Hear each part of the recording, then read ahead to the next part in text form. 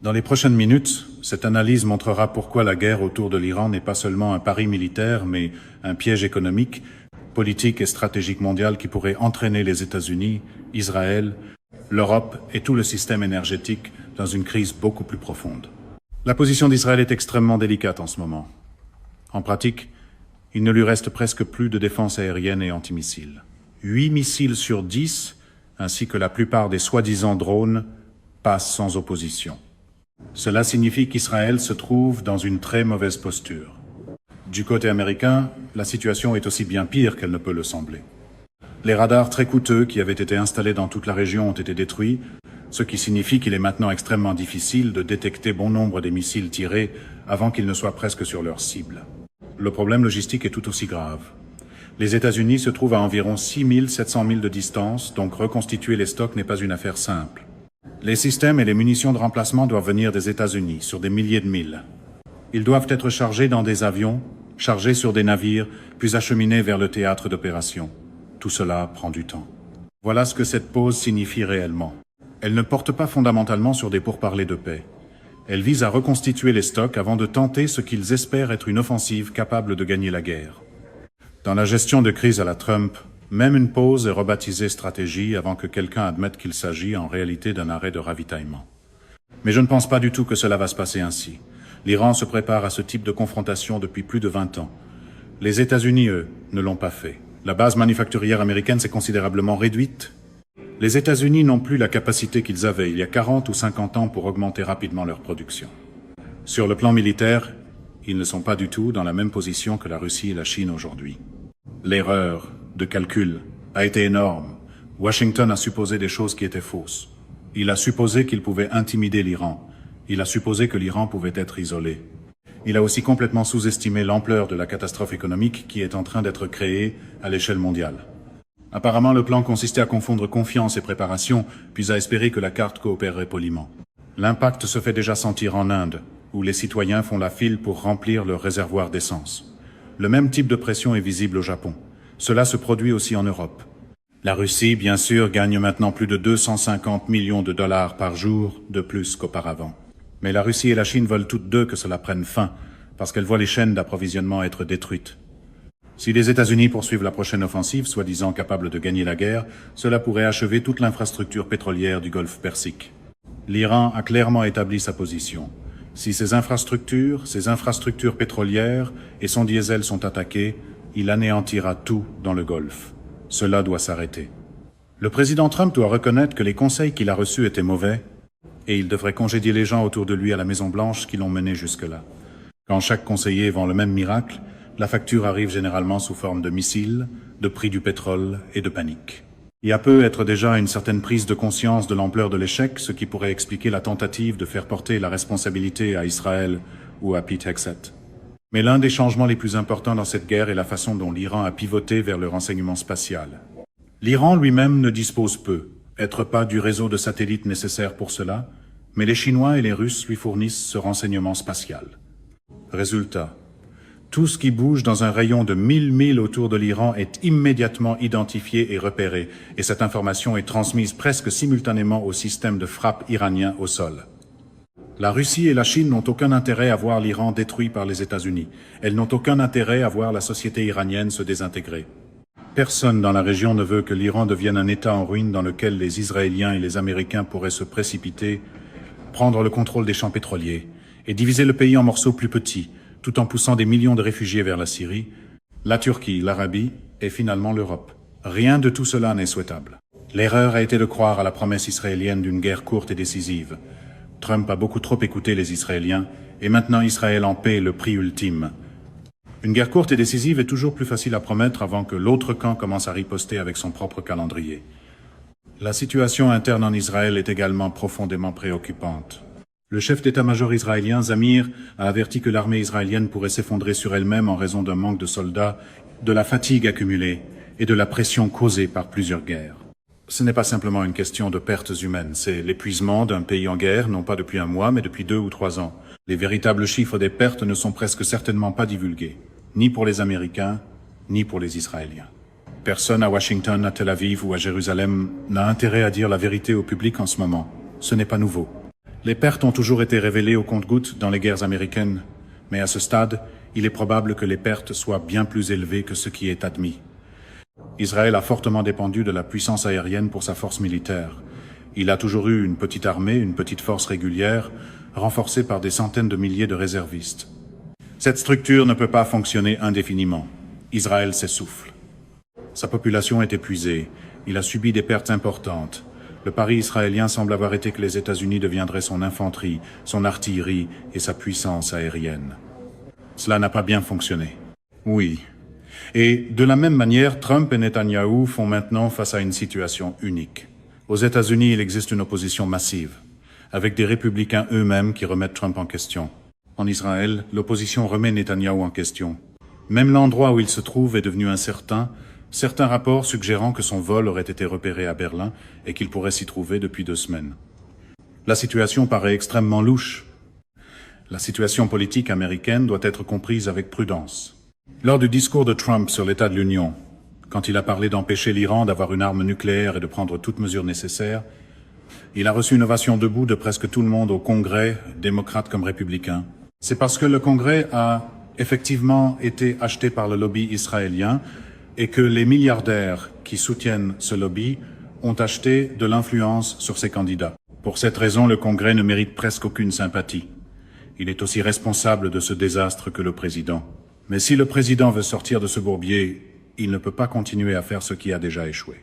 La définition de la folie, c'est de faire la même chose encore et encore en s'attendant à un résultat différent. Cette prochaine attaque, censée gagner la guerre, ne gagnera pas la guerre. L'emballage dit peu être victoire militaire, mais la stratégie ressemble toujours à échec, maintenant avec des conférences de presse plus bruyantes.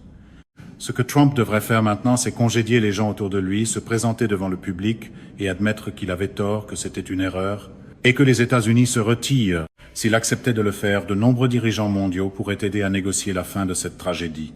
Le Premier ministre Modi pourrait être l'un d'eux.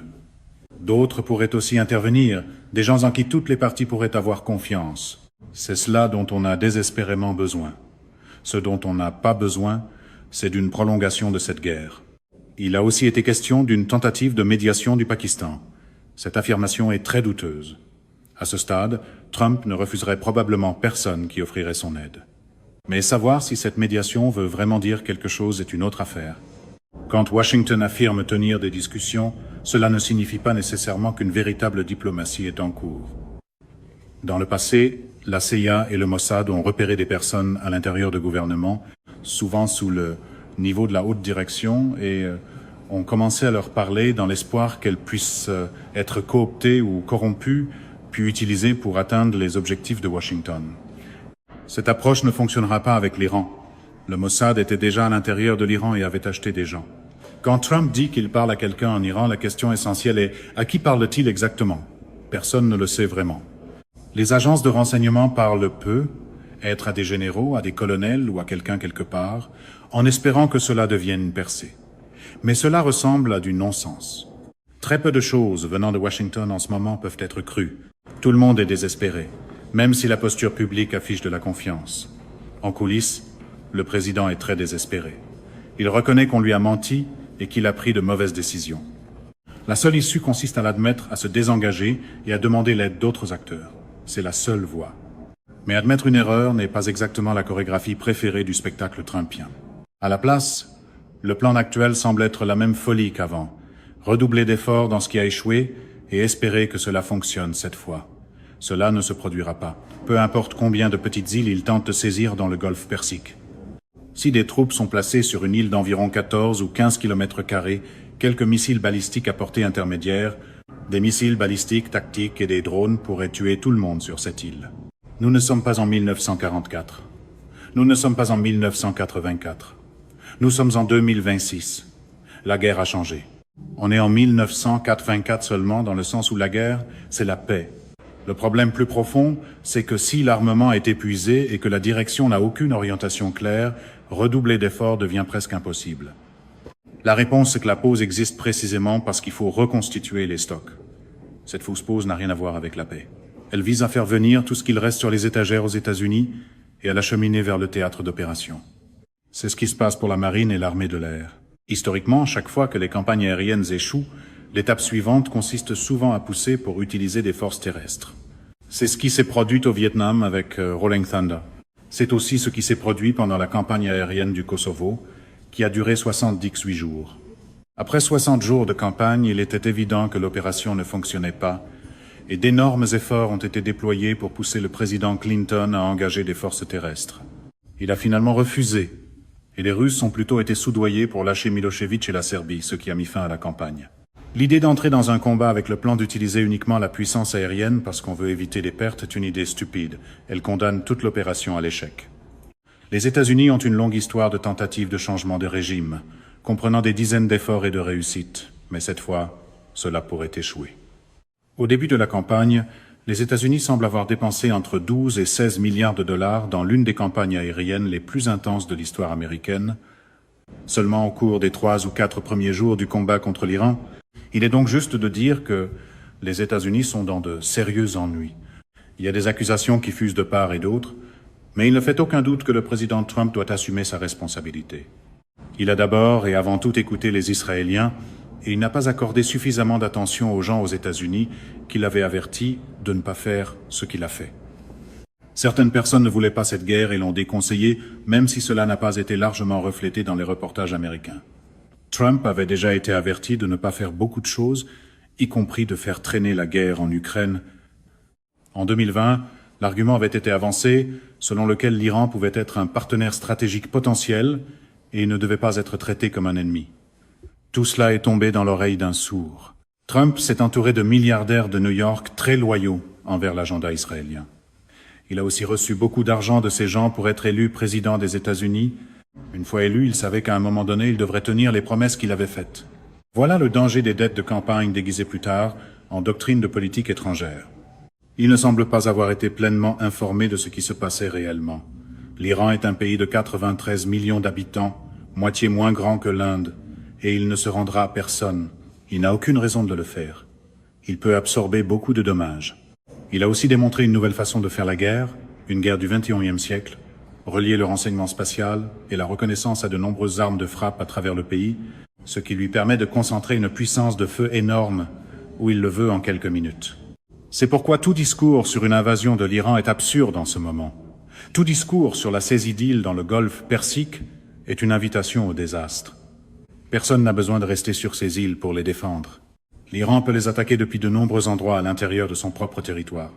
Il faut comprendre que pour l'Iran, c'est existentiel. Le président Trump a d'abord décrit le conflit comme un voyage. Autrement dit, ce n'est pas existentiel pour les États-Unis.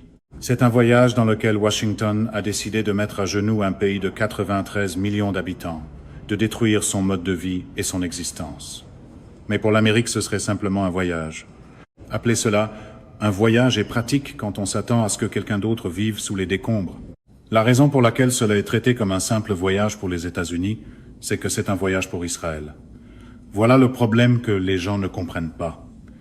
Les États-Unis ne peuvent pas résoudre militairement les problèmes stratégiques d'Israël, et c'est pourtant exactement ce qu'on leur demande de faire. Israël était déjà largement détesté, voire traité comme un paria dans la région. Maintenant, une grande partie du monde islamique voit Israël comme une menace, voire comme un virus qui pourrait finir par tout les détruire. La carte du soi-disant Grand Israël comprend une grande partie de l'Arabie saoudite, le nord de l'Irak, la Syrie, la Jordanie, le Sinaï, une partie du territoire à l'ouest du Nil et au moins la moitié du Liban. Pendant la Deuxième Guerre mondiale, il y avait le concept de Grande Allemagne, Deutschland, l'Allemagne élargie. Cela avait en réalité plus de sens que ce qui est proposé aujourd'hui, parce qu'au moins des Allemands vivaient dans ces territoires, même s'ils n'y étaient pas toujours majoritaires. Dans ce cas-ci, des populations entières devraient être soumises au traitement infligé à Gaza. Elles devraient être effectivement soumises, asservies ou expulsées. C'est de la folie. Et c'est pour cela que les États-Unis se battent, de fait.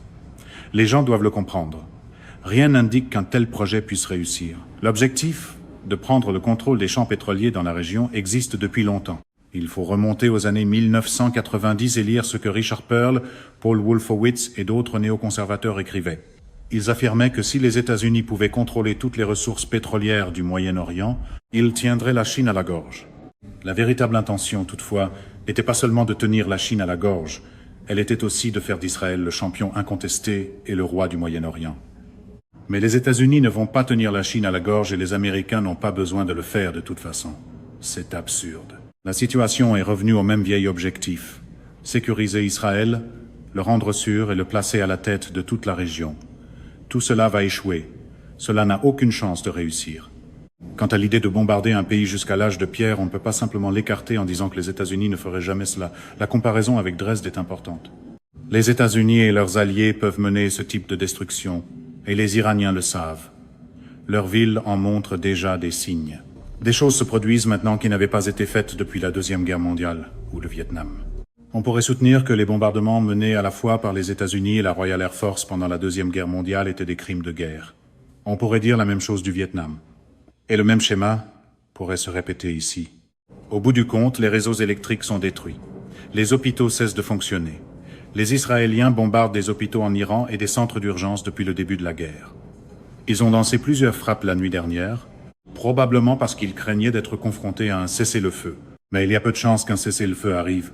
Ce à quoi Israël pourrait finalement faire face, c'est quelque chose de pire que ce qu'il a déjà subi de la part de l'Iran et potentiellement de la part d'autres acteurs qui soutiennent l'Iran. Trump est pris dans un piège d'escalade. Il ne sait rien faire d'autre qu'intimider. Alors, il tente encore une fois d'intimider. Quand le seul outil est la pression, chaque désastre finit par ressembler à un problème qui aurait simplement besoin d'un plus gros podium. Quand l'escalade échoue, la question devrait être de savoir si l'escalade est vraiment la réponse, mais il ne semble y avoir personne autour de lui pour lui dire que l'escalade ne fonctionnera pas. Il n'y a pas de preuve solide que des gens au département de la Défense se lèvent pour l'avertir que cela pourrait mener à une guerre beaucoup plus vaste impliquant de nombreux autres acteurs. L'escalade pourrait aussi dépasser l'hémisphère oriental. Elle pourrait atteindre l'hémisphère occidental et toucher directement les États-Unis. Les cartels de la drogue au Mexique, qui ont toujours été la véritable menace pour les États-Unis, sont alloués. Ils ont intérêt à continuer de faire passer de la drogue et des gens à travers les frontières américaines et les eaux côtières. Ils pourraient coopérer avec l'Iran. C'est tout à fait possible. Il existe déjà des cellules du Hezbollah au Mexique. Elles ne sont pas passées à l'action, mais elles existent. Des cellules sunnites, y compris des réseaux liés à l'État islamique, à Al-Qaïda et à Al-Nusra, ont été plus actives au Mexique. Tout cela pourrait exploser à l'intérieur même des États-Unis. Des raffineries et des infrastructures pétrolières pourraient être détruites. Des centrales nucléaires pourraient être ciblées de manière à provoquer des accidents. Il existe toute une série de dangers. Les États-Unis n'ont pas fait ce qu'ils devaient faire pour sécuriser leurs propres infrastructures. Sous Obama, la modernisation du réseau électrique et des infrastructures connexes avait été amorcée, mais l'argent qui aurait dû servir à cette modernisation a été détourné vers les poches de ses partisans de campagne. Résultat, très peu a été obtenu. Les États-Unis doivent de toute urgence s'occuper de leurs infrastructures nationales, en particulier de leur réseau électrique et de leur réseau énergétique. Donc oui, des attaques de ce type pourraient se produire. La question de savoir qui Trump écoute est centrale. Joe Kent, l'une des voix de la raison, n'est plus dans le cercle, et il avait déjà été mis à l'écart depuis octobre dernier. En revanche, Lindsey Graham s'est montré très direct, présentant cette situation comme un moment déterminant. L'argument du camp de Graham est que l'Iran ne doit pas être mal compris. Selon cette thèse, l'Iran utiliserait une arme nucléaire s'il pouvait en obtenir une, il essayait d'en obtenir une, il trichait depuis des années, et Trump mérite d'être salué pour l'avoir empêché d'atteindre un point de rupture où il aurait pu fabriquer 8 ou 10 bombes nucléaires et les utiliser un jour. Dans ce cadre, il n'existe que deux scénarios. Soit l'Iran capitule par la diplomatie et renonce à son désir de faire régner la terreur sur le monde, soit il y a une attaque militaire massive, détruisant la capacité du régime à faire la guerre pour toujours. Cette position penche clairement vers une attaque militaire dévastatrice. L'argument se poursuit ainsi. L'uranium enrichi à 60% n'a aucun usage commercial. Les États-Unis doivent mettre la main dessus et l'Iran doit soit le remettre, soit se le faire prendre. La même logique s'applique au détroit d'Ormuz. L'idée est qu'une fois tout cela terminé, l'Iran ne doit plus avoir la capacité de contrôler les détroits à l'avenir. Si c'est le cas, le monde aura échoué et Trump ne laissera prétendument pas cela se produire. Selon cette logique, le contrôle futur des détroits par l'Iran doit être exclu. Le retour de l'Iran comme principal État commanditaire du terrorisme doit être exclu. La possession par l'Iran d'une arme nucléaire doit être exclue. La capacité de l'Iran à fabriquer des missiles menaçant les États-Unis dans la région doit être exclue. Mais une fois tout cela posé, Le seul résultat qui satisfait ces exigences est un changement de régime. L'Iran ne peut pas contrôler le détroit d'Ormuz. Il ne peut pas être autorisé à posséder des matières nucléaires. Il ne peut pas avoir de missiles. La seule façon d'accomplir tout cela est de vaincre complètement le régime lui-même. Sans une armée terrestre pour entrer et le faire, ce n'est même pas théoriquement possible. C'est un argumentaire de vente remarquable, exiger un contrôle total, rejeter les seuls outils qui pourraient l'imposer, puis appeler l'écart entre les deux de la détermination. Le point plus large, c'est qu'il s'agit de l'agenda israélien. Graham a bénéficié de la largesse israélienne aux États-Unis et s'est montré un porte-parole solide de ses intérêts. Mais quelqu'un doit demander pourquoi cela devrait être l'agenda de l'Amérique. Depuis plus de 40 ans, les États-Unis s'appuient sur des mensonges et des représentations faussées des événements et des personnes lorsqu'il est question de l'Iran. Chaque fois que les Iraniens ont approché les États-Unis dans l'espoir d'établir une forme de relation améliorée, le lobby israélien et les milliardaires qui le soutiennent sont intervenus pour l'empêcher. Maintenant, ils ont la guerre qu'ils croient vouloir. Le danger est très clair. Si les États-Unis se lancent dans le plan de destruction totale vers lequel pointe la position de Graham, une guerre totale contre l'Iran, ils invitent de futures frappes nucléaires contre les États-Unis. C'est ce qu'il faut comprendre. Les États-Unis ne pourront frapper personne en toute impunité. Les Chinois et les Russes l'ont clairement fait savoir. Rien n'indique que la Chine ou la Russie souhaitent une guerre avec les États-Unis. Mais si elle croit qu'Israël va employer une arme nucléaire, et encore plus si les États-Unis le font, alors plus rien n'est garanti. En ce moment, toute la région se retourne résolument contre les États-Unis et Israël. Une grande partie du monde fait la même chose. L'idée que Washington va tout régler pour le monde est absurde. Rien n'indique que Washington se soucie de ce qui arrive au reste du monde. Le reste du monde est sur la voie d'une dépression économique. Des milliers de milliards de dollars de richesses sont détruits sur les marchés asiatiques. Le Sud global souffrira gravement parce qu'il ne dispose pas de vastes réserves de pétrole ou de liquidités. De nombreux pays vont sombrer. Le Japon et la Corée vont aussi subir de graves conséquences financières. Cette guerre ne met pas fin à l'Iran comme État ou comme nation, contrairement à ce que l'on croit souvent. Elle enterre plutôt les États-Unis en matière de prestige international et de capacité à faire des affaires avec les autres. Les États-Unis vont devenir entièrement et complètement isolés sur les plans économiques, politiques et militaires dans un avenir proche en raison de ce qu'ils font. Les gens aux États-Unis ne le savent pas. Ils ne le comprennent pas. Wall Street a été décrit comme complaisant par des observateurs qui examinaient les indicateurs. Ils ne comprennent pas. Beaucoup d'Américains pensent encore que les États-Unis contrôlent le monde. Ce n'est pas le cas. Une dure leçon à ce sujet arrive bientôt. La ligne de presse parle de contrôle. Les marchés, eux, lisent déjà les petits caractères. Les conséquences pétrolières pourraient être dévastatrices. Les Houthis ont indiqué que si cette prochaine attaque est lancée, cela pourrait être le déclencheur qui les pousserait à fermer le détroit de Bab el-Mandeb. Cela ajouterait un autre point d'étranglement majeur au transport maritime mondial, en plus du détroit d'Ormuz. Une part croissante du transport mondial serait coupée. L'Arabie saoudite utilise déjà cette route comme contournement du détroit d'Ormuz. Si les Houthis passent à l'action, même avec l'aide iranienne, Bab el-Mandeb pourrait aussi être fermé. Le pipeline qui longeait ce qu'on appelait la route du pipeline pendant Desert Storm peut être détruit à n'importe quel endroit, à n'importe quel moment, dès que l'Iran le veut. L'Iran n'a pas nécessairement besoin de détruire Jeddah ou les ports de la mer Rouge, il peut simplement détruire ce pipeline. La plupart des pipelines qui se dirigent vers le nord ne fonctionnent pas de toute façon. L'Europe est déjà dans un désert en matière de pétrole. Une fois la mer Rouge fermée, plusieurs millions de barils de pétrole supplémentaires disparaissent chaque jour du marché. Cela place l'Europe dans une position impossible. Tout cela n'est pas entièrement la faute de Trump. Trump a certainement renforcé l'échec et aggravé les choses, mais l'administration Biden a joué un rôle déterminant dans la destruction du gazoduc Nord Stream. Et beaucoup de gens ont applaudi. Ils ont présenté cela comme une libération de l'Europe face au chantage, au contrôle et à l'influence russe. C'était du n'importe quoi. Résultat, l'Europe est en voie de désindustrialisation et les niveaux de vie diminuent. Maintenant, avec le pétrole qui n'arrive pas, l'Europe n'a pratiquement pas d'énergie, à moins de brûler du charbon ou de rétablir rapidement des centrales nucléaires. Le Japon le fait, et la Corée pourrait aussi le faire. Sans ce type de mesure, il n'y aura pas assez d'électricité pendant très longtemps. Le monde se dirige vers une dépression mondiale. Ainsi, même si Trump pense que tout cela parle de lui, de sa victoire, de son besoin de dominer pour remplir ses promesses et ses obligations envers le lobby israélien et ses soutiens milliardaires, ce n'est pas le cas. Il est question de l'humanité. Il est question des gens qui vivent sur cette planète et qui souffriront pendant des décennies à cause de cette folie. Cette souffrance inclura des famines, parce que les engrais nécessaires ne seront pas disponibles. La Russie ne peut pas combler la différence. La Chine non plus. Une dépression mondiale est un prix élevé à payer pour transformer la politique étrangère en tour de piste personnelle.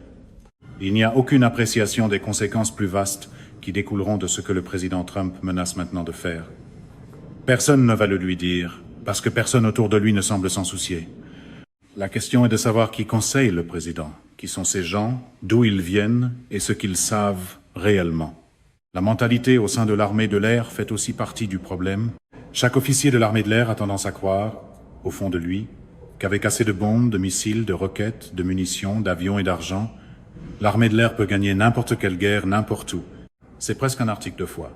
Si on leur donne tout l'argent, toutes les munitions, tous les missiles et tous les avions qu'ils veulent, ils croient pouvoir gagner n'importe quelle guerre, n'importe où, à n'importe.